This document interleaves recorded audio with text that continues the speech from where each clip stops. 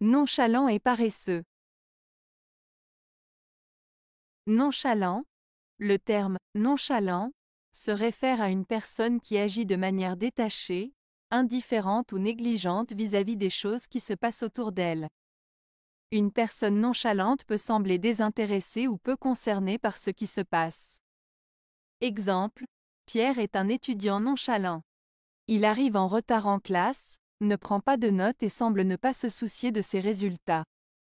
Julie a une attitude nonchalante envers son travail.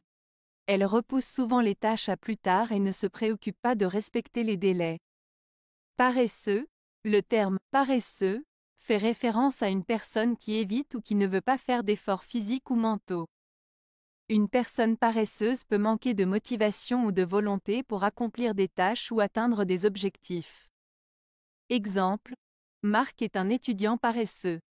Il passe la plupart de son temps libre à regarder la télévision au lieu de travailler sur ses devoirs. Sophie est paresseuse quand il s'agit de faire du ménage. Elle préfère procrastiner et demander aux autres de le faire à sa place. La différence entre nonchalant et paresseux réside dans leur attitude et leur motivation. Une personne nonchalante peut être désintéressée ou indifférente, mais cela ne signifie pas forcément qu'elle ne veut pas faire d'efforts.